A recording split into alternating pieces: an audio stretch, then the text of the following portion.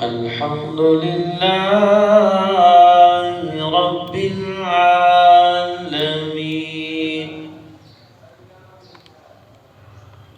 الصلاة والسلام على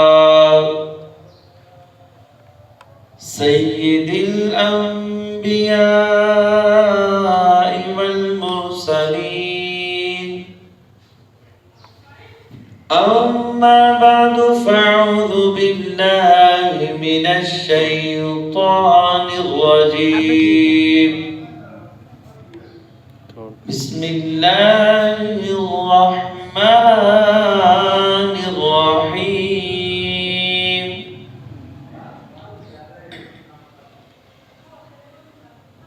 ما سلككم في سقر ولم نكن نطعم المسكين وكنا نخوض مع الخائضين قال الله تبارك وتعالى في القرآن المجيد والفرقان الحميد وهو أصدق القائلين إن الله وملائكته يصلون على النبي يا أيها الذين آمنوا صلوا عليه وسلموا تسلیما. درود پاک محبت کے ساتھ الصلاة والسلام علیک یا سیدی یا رسول اللہ وعلى آلک واصحابک یا حبیب اللہ. الصلاة والسلام علیک یا نبی اللہ وعلى آلک واصحابک یا رحمة للعالمين. حدود طائر سدرہ حضور جانتے ہیں. حدود طائر سدرہ حضور جانتے ہیں. کہاں ہے عرش معلا حضور جانتے ہیں. پہنچ کے سدرہ پہ روح الامین کہنے لگے. پہنچ کے سدرہ پہ روح الامین کہنے لگے یہاں سے آگے کا رستہ حضور جانتے ہیں. یہاں سے آگے کا رستہ حضور جانتے ہیں. خدا نے اس لیے قاصد انہیں بنایا ہے. خدا نے اس لیے قاصد انہیں بنایا ہے کہ بانٹنے کا طریقہ حضور جانتے ہیں. کہ بانٹنے کا طریقہ حضور جانتے ہیں. انہیں خبر ہے کہیں سے بھی پڑھو درود ان پر. انہیں خبر ہے کہیں سے بھی پڑھو درود ان پر. تمام دہر کا نقشہ حضور جانتے ہیں. تمام دہر کا نقشہ حضور جانتے ہیں. بروز حشر شفاعت کریں گے چن چن کر. بروز حشر شفاعت کریں گے چن چن کر. ہر ایک غلام کا چہرہ حضور جانتے ہیں. ہر ایک غلام کا چہرہ حضور جانتے ہیں. حمد و صلات کے بعد میرے نہایت ہی واجب الاحترام حاضرین و سامعین ذی وقار خالق کائنات کا کروڑ مرتبہ احسان عظیم ہے کہ اس نے اپنا اور اپنے محبوب کا ذکر کرنے کی توفیق عطا فرمائی. درود پر نور مدینے کے تاجدار نبیوں کے سردار احمد مختار لامکان کے شاہ سوار شب اسرا کے دلہا مال کے ہر دو سرا جانے کائنات جانے جہان کائنات فخر موجودات تتمہ دور زمان محبوب انس و جان رازدار کن و فکا جانے کائنات بلکہ جانے جہان کائنات خوشبو کائنات حسن کائنات جمال کائنات کمال کائنات مرکز باعث تخلیق کائنات احمد مجتبی جناب حضرت محمد مصطفیٰ سب کہو صلی اللہ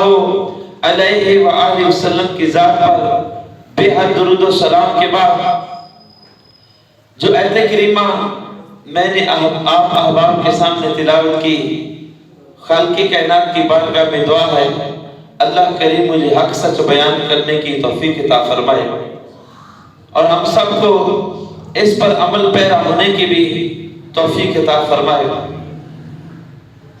خالق کائنات نے اپنی مقدس بابرکت منبع نور ہدایت مشعل رہنما لا ریب کتاب کے اندر ارشاد فرمایا وَلَمْ نَكُ مِنَ الْمُصَلِّينَ وَلَمْ نَكُ نُطْعِمُ الْمِسْكِينَ۔ جب جنتی قیامت کے دن جہنمیوں سے یہ سوال کریں گے، یہ پوچھیں گے تم دنیا کے اندر ہمارے ساتھ رہتے تھے، ہمارے ساتھ اٹھتے تھے، ہمارے ساتھ بیٹھتے تھے، ایسا تم نے کون سا عمل کیا جس وجہ سے اللہ رب العزت نے آپ کو جہنم میں ڈال دیا؟ وَلَمْ نَكُ نُطْعِمُ وَلَمْ نَكُ مِنَ الْمُصَلِّينَ۔ اور وہ کہیں گے کہ ہم نماز نہیں پڑھتے تھے، ہم نماز نہیں پڑھتے تھے۔ مَا سَلَكَكُمْ فِي سَقَرَ۔ جب ان سے سوال پوچھا جائے گا وہ کہیں گے وَلَمْ نَكُ مِنَ الْمُصَلِّينَ، ہم نماز نہیں پڑھتے تھے۔ اللہ اکبر۔ جب محبوب علیہ السلام معراج پر تشریف لے گئے نا تو اللہ نے اپنے محبوب کو معراج کی رات یہ نمازوں کا تحفہ عطا فرمایا، یہ نمازوں کا تحفہ عطا فرمایا ہے۔ کوئی بھی بندہ کسی کو تحفہ دے تو اس کی بڑی قدر ہوتی ہے، کوئی کسی کو تحفہ دیتا ہے تو بڑے پیار سے دیتا ہے، اپنا محبوب سمجھ کر اپنا پیارا سمجھ کر کوئی تحفہ دیتا ہے۔ تو اللہ نے اپنے محبوب کو نمازوں کا تحفہ دیا معراج کی رات۔ اللہ اکبر۔ معراج کے حوالے سے تھوڑا سا عرض کرتا چلو، جب محبوب علیہ السلام معراج پر گئے نا تو معراج سے اللہ نے اپنے محبوب کو اپنا قرب عطا فرمایا ہے، 5 تحفے عطا فرمائے۔ ان 5 تحفوں میں ایک نماز کا تحفہ، دوسرا سورۃ بقرہ کی آخری رکوع کی 2 آیات تحفے میں، تشہد تحفے میں، سارے نبی جبریل امین کے ذریعے سنتے رہے اللہ ایک ہے۔ جبریل امین نے بتایا اللہ ایک ہے، لیکن رب نے اپنے محبوب کا قرب، اپنے محبوب کو اپنا قرب عطا کر کے قیامت تک آنے والے لوگوں کو بتایا میں آدم سے بھی پیار کرتا ہوں، میں ابراہیم سے بھی پیار کرتا ہوں، میں اسماعیل سے بھی پیار کرتا ہوں، میں یونس علیہ السلام سے بھی محبت کرتا ہوں، میں یوسف علیہ السلام سے بھی محبت کرتا ہوں۔ ان کا مقام اپنی جگہ پر ہے۔ یہ میرا حبیب ہے، یہ میرا محبوب ہے۔ اور پھر محبوب جو ہوتا ہے یہ محب سے بنا ہے، جیسے انسان پیار کرتا ہے۔ فرمایا یہ جو میرا قرب ہے، میرا جو دیدار ہے، یہ صرف محبوب کے حصے میں ہے۔ اللہ نے پھر اپنے قریب بلا کر عرش پر، قرآن پاک میں ہے سورۃ النجم کے اندر پارہ نمبر 27، فَقَابَ قَوْسَيْنِ أَوْ أَدْنَىٰ ثُمَّ دَنَا فَتَدَلَّىٰ۔ آپ نے عربی کا لفظ ہے قوسین، قوسین جس طرح تیر ہوتے ہیں نا، کمان ہوتی ہے، اب کمان میں جب تیر کھینچے تو آپس میں اس کی جو ہے وہ سائڈیں ملنا شروع ہو جاتی ہیں۔ فرمایا کہ میرا محبوب اتنا میرے قریب تھا، اتنا قریب تھا کہ لفظ قریب جو تھا یہ بھی ختم ہو گیا۔ اللہ اکبر! اب کیا دیدار کرایا، کیا شرف عطا کیا، اللہ اکبر! جب اس لا ریب نے اپنے لا عیب محبوب کو آسمانوں پر بلایا، پھر اپنا جلوہ دکھایا، اس کے دکھانے میں شک نہیں ہے، محبوب کے دیکھنے میں بھی شک نہیں ہے، وہ بھی لا ریب ہے، یہ بھی لا ریب ہے، وہ بھی لا عیب ہے، یہ بھی لا عیب ہے، شک اس میں بھی نہیں ہے، شک اس میں بھی نہیں ہے، اس کے بلانے میں شک نہیں ہے، محبوب کے جانے میں شک نہیں ہے۔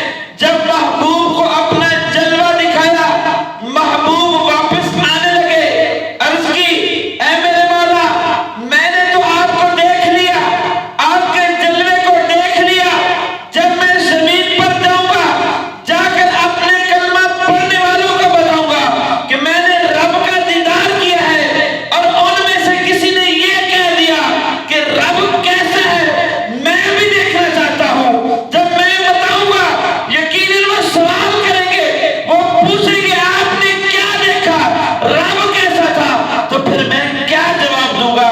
تو خالق کائنات نے فرمایا اے میرے حبیب، پریشان ہونے کی بات نہیں ہے، پریشان نہیں ہونا، نیچے جا کر آپ اعلان کر دیں رأیتو من رآنی رآئی اللہ، من رآنی رآئی اللہ، جن نے رب رو ویکھنا ہے، محمد رو ویکھنا ہے، رب آپ بھی نظر آ جائے۔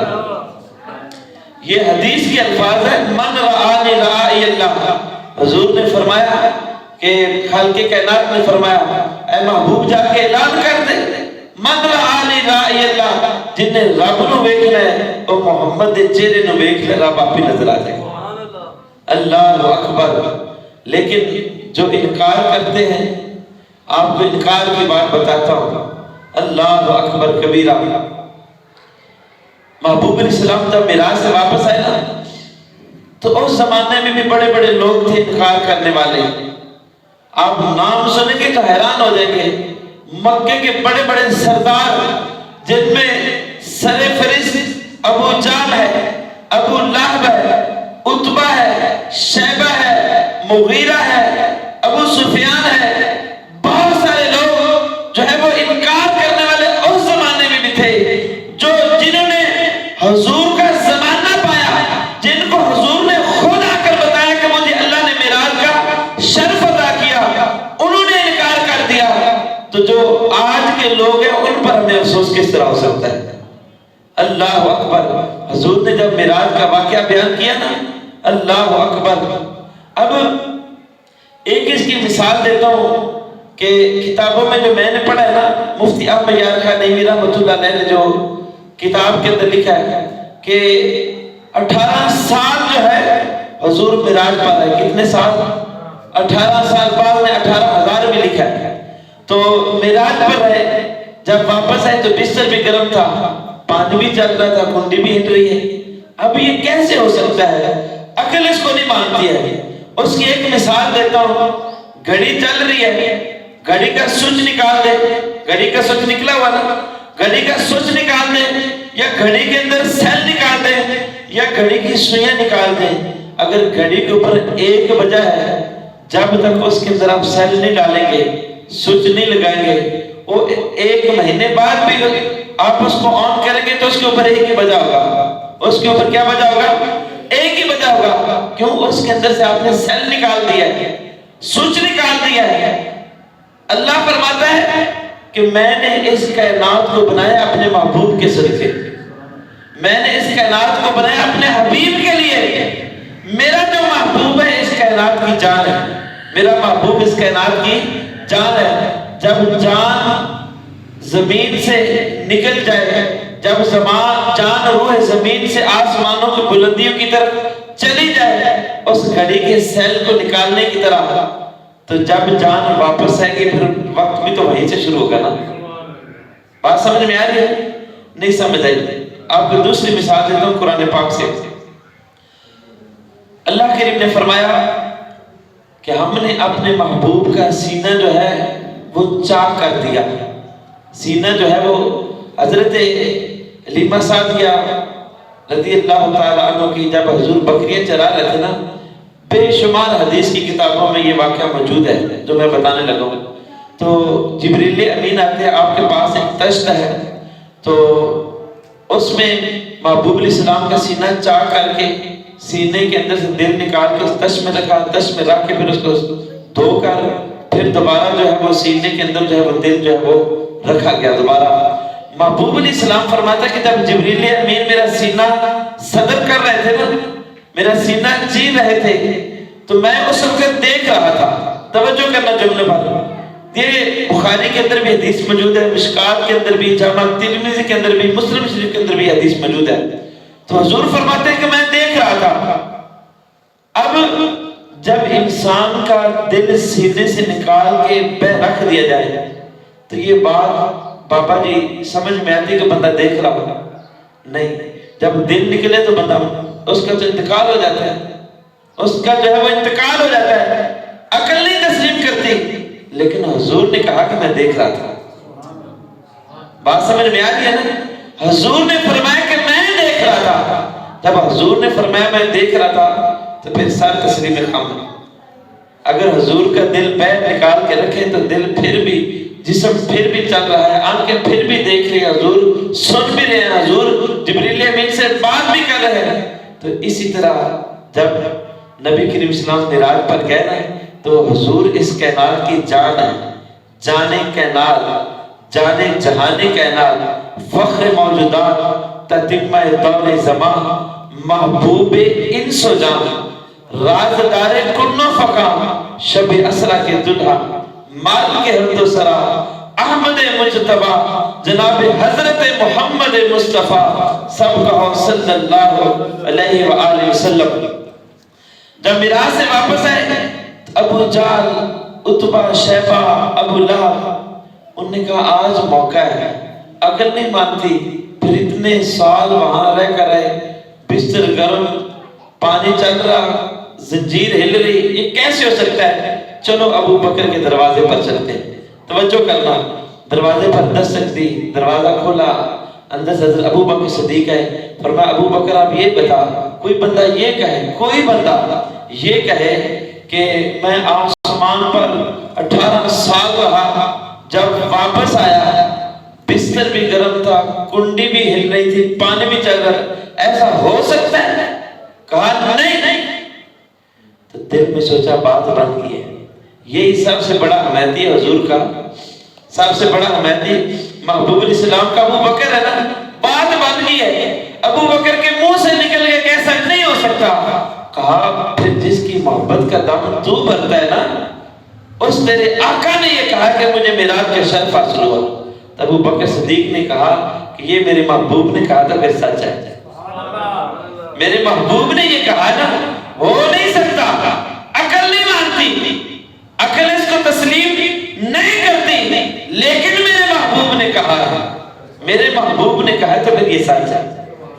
اللہ اکبر، یہ ہے محبت مصطفیٰ۔ اگر آپ یہ کہیں کہ معراج کا سلسلہ ہمیں سمجھ آ جائے، ہم نے تو صرف حضور کی عظمت جو ہے نا وہ سن کر جب خوش ہونا ہے اور سبحان اللہ کہنا ہے، اور کیا کہنا ہے؟ سبحان اللہ۔ اور یاد رکھنا جب بھی حضور کی عظمت اور شان کی بات ہے نا تو چہرہ گلاب کی طرح کھلنا چاہیے۔ مثال کے طور پر کہ میری تعریف کرے تو میرے دل میں بڑی ایک بات ہے، یار لوگ بڑی تعریف کرتے ہیں، کوئی بھی ہو جائے، دل میں بات آتی ہے نا، چہرہ کھلتا ہے نا، تو حضور کی بات سن کر، آپ کی عظمت اور رفعت اور شان کی بات سن کر پھر ہمارا چہرہ کیوں نہیں کھلتا ہے؟ کھلنا چاہیے۔ اور ساتھ جو ہے نا وہ سبحان اللہ بھی کہنا چاہیے۔ 30 پارے قرآن پاک کے، اور 30 سپاروں میں ایک سپارہ یہ ایسا ہے جس کی شروعات ہے سبحان اللہ سے۔ سب کہتے ہیں سبحان اللہ۔ اچھا، اب اس پارے کو سبحان اللہ سے کیوں شروع کیا گیا؟ 15 پارے کو سبحان اللہ سے کیوں شروع کیا گیا؟ اس لیے شروع کیا گیا، آپ کو مثال دیتا ہوں۔ عرب کے اندر نا، ایک مثال کے ذریعے آپ کو نقطہ سمجھانے لگا۔ عرب کے اندر جب کوئی عجیب کام ہوتا نا تو لوگ اس پر سبحان اللہ کہتے ہیں۔ مثلا ایک بندہ ہے، اس کا سفر جو ہے وہ 1 مہینے کا ہے، پیدل وہ سفر کرتا ہے، تو وہ کہتا ہے جی میں تو پرسوں چلا تھا اور آج آ گیا۔ تو اب ہر بندے کو پتا ہے کہ 1 مہینے کا سفر ہے، وہ کہتا ہے پرسوں چلا تھا آج آ گیا، عقل اس کو نہیں مان رہی۔ وہ جب دیکھتے تو وہ کہتا ہے سبحان اللہ، یہ تو بڑی عظمت اور شان ہے کہ تو 1 مہینے کا سفر 3 دنوں میں کر لیا، سبحان اللہ۔ تو اسی لیے محبوب کی معراج کا جو واقعہ ہے یہ بندے کی سمجھ میں آنے والا نہیں، اس لیے اللہ نے اپنے محبوب کا جو ذکر ہے نا وہ سبحان اللہ سے کیا ہے۔ ذرا سارے کہہ دو سبحان اللہ، اللہ اکبر۔ تو بات کر رہا تھا، پھر حضرت ابو بکر صدیق رضی اللہ تعالی عنہ جب محبوب علیہ السلام نے یہ واقعہ بتایا معراج کا، ایسے صحابہ مسجد نبی میں اس طرح تشریف فرما ہے، محبوب علیہ السلام نے بتایا میں معراج پر گیا، پھر ایک جگہ ایسی ہے جس کو سدرۃ المنتہا کہتے ہیں۔ کیا کہتے ہیں؟ سدرۃ المنتہا۔ یہ وہ جگہ ہے جہاں جبریل امین کی رہائشگاہ ہے، قیام گاہ ہے، جہاں جبریل امین وہاں رکتے ہیں۔ آخری حد جو ہے سدرۃ المنتہا، یہ جبریل امین کی ہے۔ محبوب علیہ السلام نے فرمایا جب میں وہاں گیا تو جبریل امین نے عرض کی یا رسول اللہ اس سے آگے ایک بال کے برابر بھی پڑا تو میرے پر جل جائیں گے، میرے پر جل جائیں گے۔ پھر جبریل امین وہیں رک گیا اور میں آگے چلا گیا۔ اب یہاں 2 نقطے ہیں۔ اب جبریل امین فرشتوں کا امام ہے، نور سے بنا ہے، امام الملائکہ ہے، نوریوں کا امام ہے، اس کے تو پر جل جاتے ہیں، لیکن میرے محبوب کا تو نلین بھی نہیں جلتا ہے، میرے محبوب کا تو جوتا بھی نہیں جلتا، میرے محبوب کے جو کپڑے یہ بھی نہیں جلتے۔ پھر پتہ چلا بات کوئی اور ہے، بات سمجھ میں آ رہی نا؟ پھر بات کوئی اور ہے، مقام کوئی اور ہے۔ جبریل کا مقام حضور سے تو نہیں ہو سکتا نا، وہ تو خادم ہے، جبریل جو ہے وہ در مصطفیٰ کا نوکر ہے، اور حضور تو نبیوں کے امام ہیں۔ تو جب یہ واقعہ بیان کیا نا جبریل وہی رک گیا ہے، جبریل نے کہا کہ میں آگے نہیں جا سکتا۔ حضرت سیدنا صدیق اکبر بیٹھے ہوئے تھے، اونچی اونچی آواز سے رونے لگ پڑے۔ صحابہ نے دیکھا، محبوب علیہ السلام نے پوچھا یہ کون رو رہا ہے؟ عرض کی یا رسول اللہ ابو بکر رو رہا ہے۔ فرمایا اللہ نے مجھے اپنے دیدار کا شرف عطا کیا، تو اس میں تو خوشی والی بات ہے، اس میں تو رونے والی بات ہی نہیں ہے، یہ تو خوشی والی بات ہے نا۔ اللہ نے محبوب کو اپنے دیدار کا شرف عطا کیا، ابو بکر تو کیوں رو رہا ہے؟ ہر عاشق کا جو مزاج ہے نا وہ ہر عاشق کا جدا ہے، ہر عاشق کی محبت کا انداز علیحدہ علیحدہ ہے۔ اب کہ یا رسول اللہ ابو بکر روئے نا تو کیا کرے؟ پوچھا ابو بکر کیوں رو رہے ہو؟ میرے آقا آپ نے فرمایا جب سدرہ کا مقام آیا جبریل امین نے کہا میں ایک بال کے برابر بھی آگے بڑھا تو میرے پر جل جائیں گے، اس نے وہیں چھوڑ دیا، آپ اکیلے آگے چلے گئے۔ کاش میرے آقا وہاں ابو بکر ہوتا، ہڈیاں جل جاتی، گوشت جل جاتا، لیکن آپ کا ساتھ کبھی نہ چھوڑتا۔ یہ لچی بات نہ کو سبحان اللہ۔ یہ ہنتا اندس ہے کہ جو حضور دی عظمت شان دی کر لاوے نہ بھی سمجھ آوے تو لچی بات نہ کہہ دو سبحان اللہ، پھر محبت نہ کہہ دو سبحان اللہ۔ فرمایا کہ میرا جسم بھی جل جاتا نا، گوشت بھی جل جاتا، ہڈیاں بھی جل جاتی، پر آپ کا ساتھ کبھی نہ چھوڑتا۔ وہ تو جبریل تھا۔ آپ ابو بکر کی محبت کو دیکھیں، وہ تو جبریل تھا جس نے کہا کہ میں نہیں جا سکتا، یاری یار نہ لا کے توڑ نہیں تے بوٹا پیار نہ لا کے وٹنا نہیں۔ دنیا چھڑنی پہ تے چھڑ دیا کر پر ایک دامن حضور دا چھڑنا یاری انجلی ہونی چاہیے. اللہ اکبر. تو بات کر رہا تھا حدود طائر سدرہ حضور جانتے ہیں. کہاں ہے عرش معلا حضور جانتے ہیں. پہنچ کے سدرہ پہ روح الامین کہنے لگے یہاں سے آگے کا راستہ حضور جانتے ہیں. جہاں سدرہ پہ پہنچے نا پہنچ کے سدرہ پہ روح الامین کہنے لگے یہاں سے آگے کا راستہ حضور جانتے ہیں. بروز حشر شفاعت کریں گے چن چن کر ہر ایک غلام کا چہرہ حضور جانتے ہیں. ہر ایک غلام کا چہرہ حضور جانتے ہیں. اللہ اکبر. گزرا قیامت کا منظر اپنے آنکھوں کے سامنے رکھے نا کہ نفس نفسی کا عالم ہوگا, حشر کا میدان ہوگا. اللہ اکبر. تو اس حشر کے میدان میں جب باپ اپنی اولاد کو دیکھ کر منہ پھیر لے گا, وہ اولاد اپنے باپ کو منہ دے کر پھیر لے گی, کہیں نیکی نہ مانگ لے, لیکن اس دن حضور فرمائیں گے وہ میرا غلام ہے, یہ وہ میرا غلام ہے جو دنیا میں جب میرا ذکر ہوتا تھا تو اس کا چہرہ میری محبت سے کھل جاتا تھا, اس کی زبان سے جو ہے وہ سبحان اللہ نکلتا تھا. یہ وہ میرا غلام ہے جو مجھ پر درود پڑھتا تھا, یہ وہ میرا غلام ہے جو میری عزت پر پہرا دیتا تھا, یہ وہ میرا غلام ہے جب بھی میرا نام آتا تھا تو انگوٹھے چوم کر اپنے آنکھوں سے لگاتا تھا, یہ وہ میرا غلام ہے. تو حشر والے دن اللہ اکبر.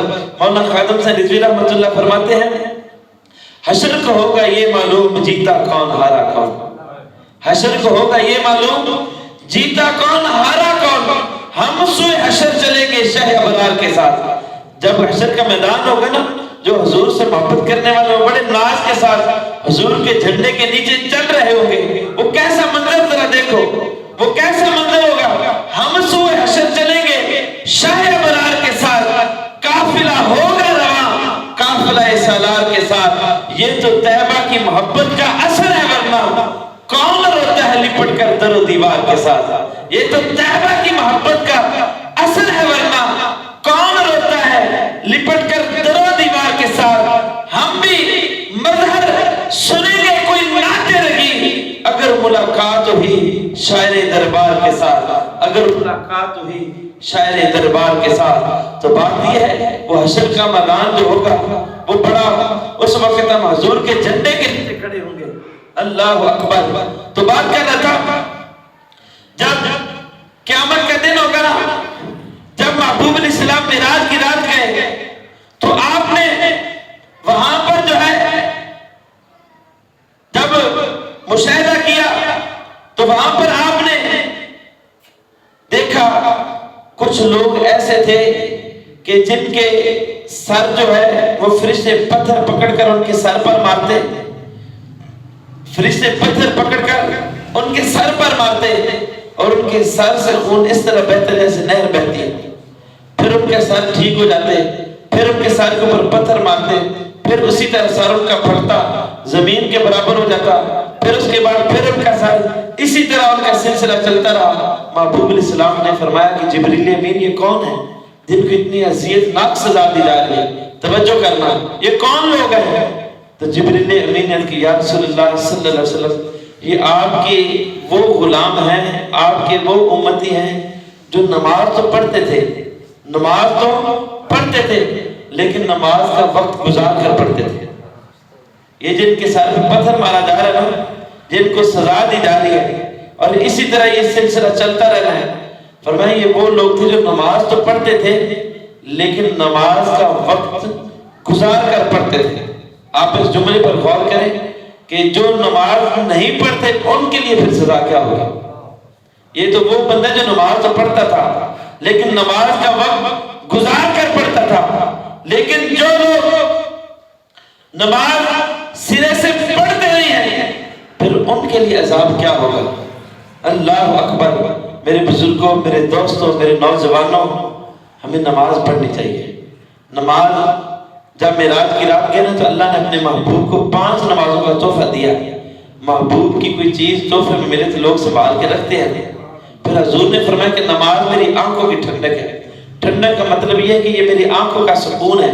تو جو حضور سے محبت کرتا ہے پھر اس کو اپنے محبوب کو سکون دینا چاہیے کہ نہیں دینا چاہیے؟ بولو یار، دینا چاہیے کہ نہیں دینا چاہیے؟ پھر آج سے نیت کریں کہ نماز 5 وقت باجماعت پڑھنی ہے۔ یار سارا دن لوگوں کو وقت نہیں دیتے، ایک چھوٹی سی کال آ جائے، چلتے چلتے یہ بھی نہیں پتا چلتا کہ بندہ بھٹا جاب پہنچ گئے سنتے سنتے، اور یہ بھی نہیں پتا چلتا کہ وہ 2 گھنٹے کال ہوئی ہے یا وہ 3 گھنٹے ہوگی، پتہ نہیں چلتا۔ اگر ان ساری نمازوں کو تقسیم کیا جائے نا، یہ تقریباً 1 گھنٹہ بنتا ہے۔ 15 منٹ ایک نماز کے، 10 منٹ ایک نماز کے، 20 منٹ ایک نماز کے، 24 گھنٹوں میں اگر 1 گھنٹہ بندہ اپنے رب کو دے دے، رب بھی راضی، جگ بھی راضی۔ لیکن ہمارے پاس ہر بندے کے لیے وقت ہے، فون پر لمبی کالیں کرنے کے لیے وقت ہے، لیکن اگر وقت نہیں ہے تو مسجد میں نماز پڑھنے کے لیے وقت نہیں ہے۔ بات صحیح کہ غلط ہے؟ بولو تو صحیح۔ ہمیں نماز جو ہے وہ 5 وقت بعد جماعت پڑھنی ہے۔ 5 وقت بعد جماعت نماز پڑھیں گے تو پھر اللہ بھی راضی ہے، اس کا محبوب بھی راضی ہے۔ اور پھر دوسری حدیث پاک میں کہ نماز دین کا ستون ہے۔ یہ بلڈنگ کھڑی ہے، اس کے نیچے یہ ستون نکال دیں تو یہ کھڑی ہوگی؟ نہیں ہوگی۔ اس کے نیچے ستون ہے، تو محبوب علیہ السلام نے فرمایا کہ نماز دین کا ستون ہے۔ مسلمان اور کافر میں جو فرق ہے وہ نماز کا ہے۔ کافر نماز نہیں پڑھتا، کافر نماز پڑھتا ہے نہیں پڑھتا، اور مسلمان نماز پڑھتا ہے۔ یہ فرق ہے مسلمان اور کافر میں، یہ فرق ہے کہ مسلمان نماز پڑھتا ہے اور کافر نماز نہیں پڑھتا۔ اور پھر نماز جو ہے یہ دین کا ستون ہے۔ اللہ اکبر۔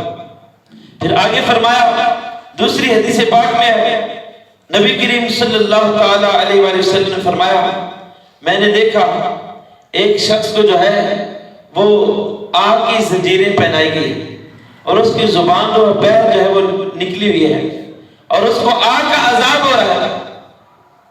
تو میں نے پوچھا یہ کون ہے وہ شخص جس کی زبان پیر نکلی ہے، آگ کا عذاب ہو رہا ہے؟ تو جبریل امین نے عرض کی، یا رسول اللہ صلی اللہ علیہ وسلم، میرے آقا یہ وہ بندہ جو جھوٹی قسم کھاتا تھا، یہ وہ بندہ ہے جو جھوٹی قسم کھاتا تھا۔ آج ہمارے معاشرے کے اندر بھی یہ ناسور پایا گیا ہے، یہ ہمارے اندر یہ مرض پایا گیا ہے، بچے سے لے کر بڑے تک یہ معاملہ ہے۔ ہم نے کوئی اپنی چیز بیچنی ہے تو ہم نے قسم اٹھانی ہے۔ ایک بندہ تھا، وہ کوئی بھی چیز بیچتا تو وہ کہتا مجھے کلمے کی قسم ہے کہ یہ چیز اتنے کے نہیں اتنے کی آئی ہے، مجھے کلمے کی قسم ہے یہ چیز اتنے کے نہیں اتنے کے اتنے میں آپ کو دے رہا ہوں، بیچ رہا ہوں۔ لوگوں نے کہا کہ یار چیز بیچنے کے لیے آپ کلمے کی قسم کیوں کھاتے ہو؟ آپ ویسی چیز بیچ دو، آپ ویسے کہہ دو، کلمے کی قسم کیوں اٹھاتے ہو؟ کیوں قسمیں جھوٹی اٹھاتے ہو؟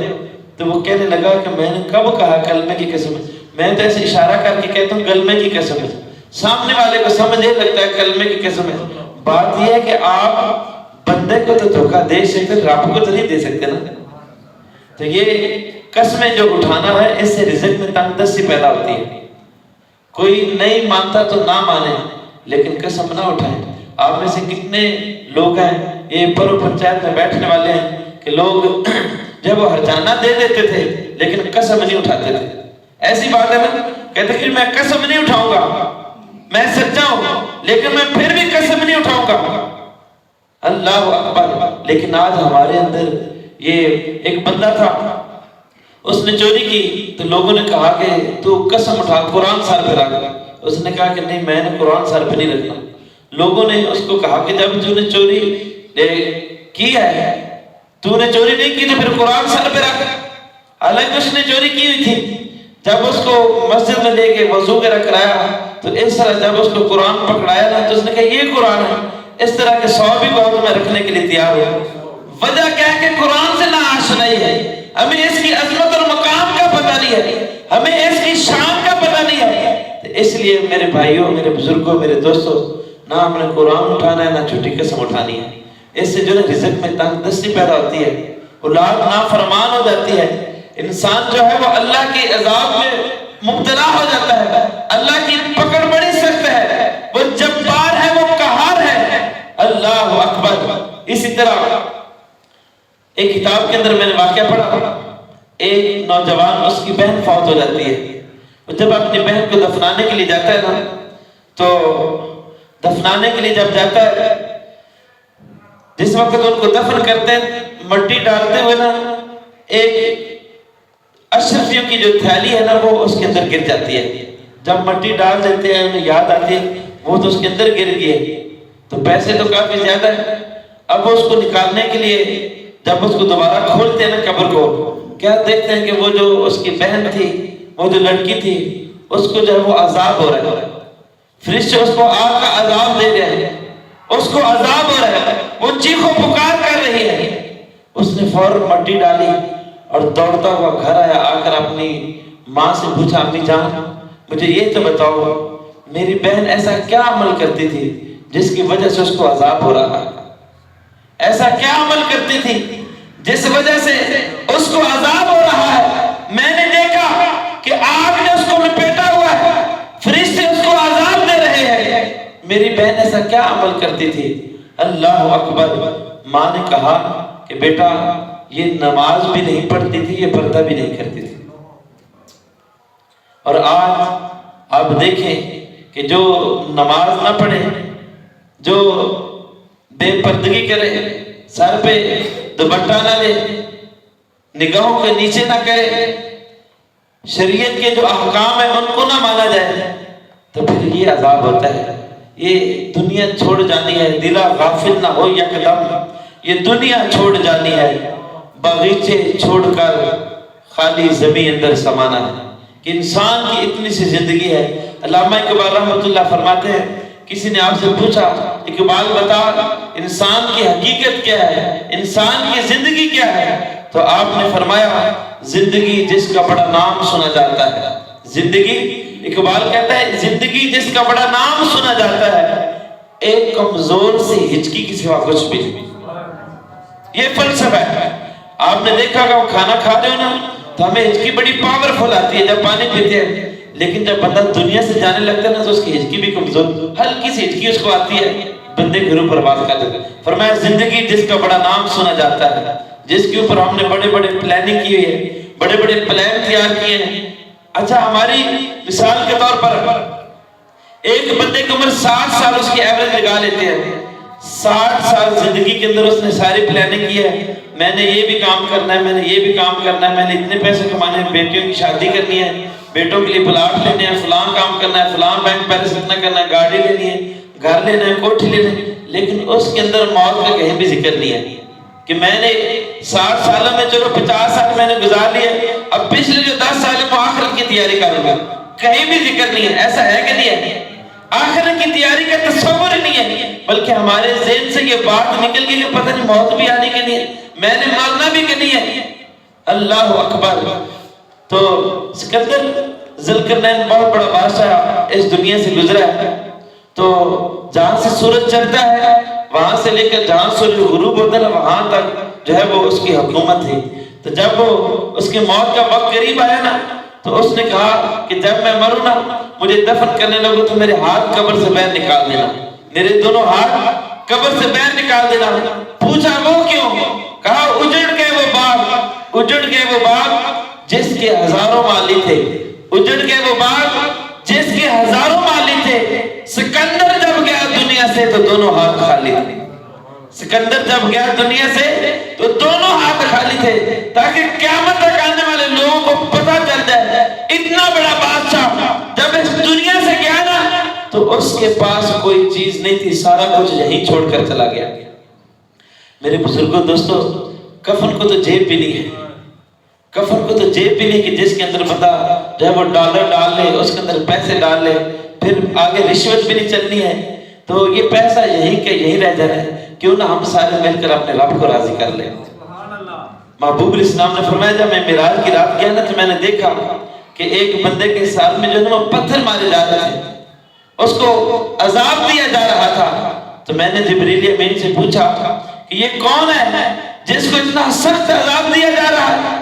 تو اس نے کہا کہ یا رسول اللہ صلی اللہ علیہ وسلم، میرے آقا یہ آپ کا وہ امتی ہے جو نماز تو پڑھتا تھا لیکن وقت گزار کر نماز پڑھتا تھا، نماز تو پڑھتا تھا لیکن وقت گزار کر نماز پڑھتا تھا، تو جو سرے سے نماز پڑھتے نہیں ہیں ان کا پھر اثر کیا ہوگا، ان کا پھر کتنا بڑا سختناک عذاب ہوگا۔ تو آج ہم مسجد میں بیٹھ کر اپنے رب سے جو ہے اس کی بارگاہ میں جو ہے وہ عہد کرتے ہیں کہ مولا جو وقت غفلت میں گزر گیا اس کی معافی چاہتے ہیں، لیکن آج سے 5 وقت بعد جماعت نماز پڑھیں گے۔ آج سے 5 وقت دنیا کے سارے کام چھوڑ کر، دنیا کے سارے دھندے چھوڑ کر 5 وقت تیری بارگاہ میں آ کر میں سر و سجود ہوا کروں گا۔ اس سے پہلے میرے بھائی تو نماز پڑھ کے تیری نماز کا اعلان ہو جائے، اس سے پہلے تو نماز پڑھ کے تیری نماز پڑھی جائے۔ آج وقت ہے ہمارے پاس، جو آیت کریمہ میں نے تلاوت کی، ما سلککم فی سقر، جب جنتی جو ہے وہ جہنمیوں کو دیکھیں گے تو ان سے پوچھیں گے کہ تم نے ایسا کون سا عمل کیا ہے کہ جو تمہیں جہنم میں ڈال دیا گیا ہے؟ تم دنیا میں تو بڑے اچھے تھے، ہمارے ساتھ اٹھتے بیٹھتے چلتے پھرتے تھے، ایسا کون سا عمل کیا؟ ما سلککم فی سقر، وہ جواب دیں گے وَلَمْ نَكُ مِنَ الْمُصَلِّينَ، ہم نماز نہیں پڑھتے تھے، ہم نماز نہیں پڑھتے تھے۔ اور قیامت والے جب نماز کا سوال پوچھا جائے گا تو ہمارے پاس کیا جواب ہوگا؟ آج ہمیں قیامت کی جو ہے وہ تیاری کرنی چاہیے، ہمیں آخرت کی تیاری کرنی چاہیے۔ اللہ تعالیٰ کی بارگاہ میں دعا ہے اللہ کریم سمجھنے کی توفیق عطا فرمائے اور ہم سب کو 5 وقت با جماعت نماز ادا کرنے کی توفیق عطا فرمائے، تمام روز سنتیں ادا کریں۔